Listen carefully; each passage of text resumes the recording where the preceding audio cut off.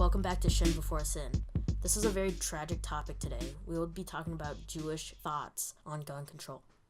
For our first subject, I want to talk about what gun activists' reactions are to the most recent Parkland, Florida shooting.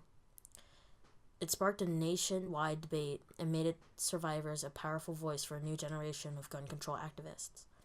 There are no guarantees of meaningful change. America's mass shootings can seem like a grim, repetitive cycle of thoughts and prayers, followed by political inaction and brief pause, and then another mass shooting. Just 1 month after the Parkland massacre happened, there were tons of bomb threats, including here in Montgomery County, and kids posting on social media that they wanted to be a record breaker for most killed in school shooter history. The government turns a blind eye to this by trying not to mention it, and while they do that, countless amounts of people die because of how the government won't turn its attention to the bigger problem.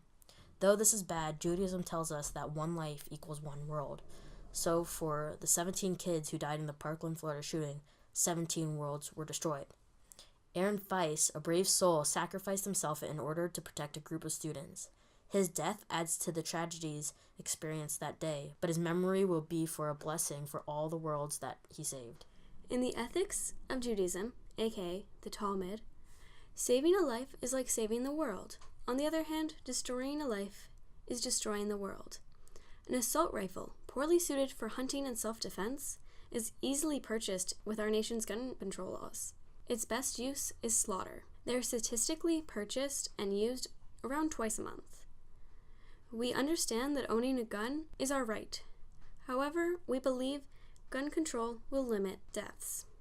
By gun control, we believe in limiting the types of guns, running background checks, and perhaps trainings that, in the words of the Talmud, save the world.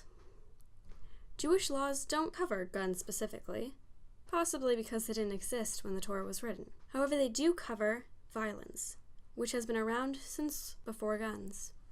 Thou shalt not kill is one of the 10 commandments. Maimonides, a prominent Jewish scholar of the 12th century, declared it forbidden to sell weapons of war to any sinner, calling it helping a sinner to sin. He also said a man should not carry a weapon of war in times of peace. We interpret this to mean we shouldn't carry any weapons in times of peace, including lethal weapons, such as guns. In his time, the weapons were swords and spears, but his teachings are still relevant to guns. It is shameful, said the sages, to carry a weapon in a time of peace, as Isaiah teaches that swords will be beaten into plowshares and spears into pruning hooks. We spoke with Rabbi Mark, the director of Congregational Learning at Temple Emanuel. He believes 3 core Jewish values apply to the issue of what to do about gun violence. Hoheach, toheach is a command to rebuke, to be a social critic. He interprets this as meaning take a stand to better our world and our community.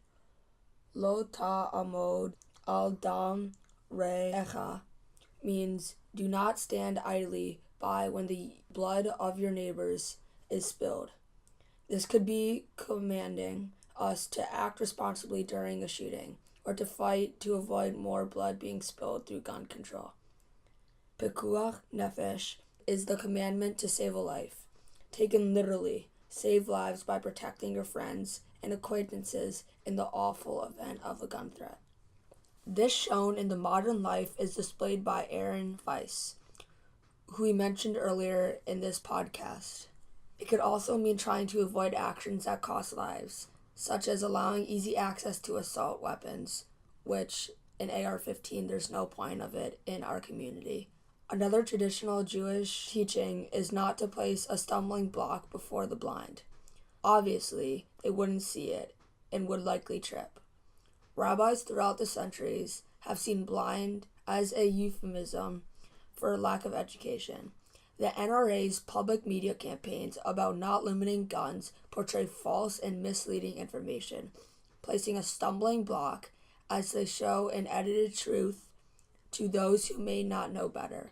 Maimonides says Those who purposely mislead another person are themselves blind due to their heart's desire. Restricting CDC research actively causes the blindness by limiting public knowledge. Ancient Jewish teachings show us that we need gun control reform now. Thank you for studying with us today on Shin Before Sin. See you next week with another important topic.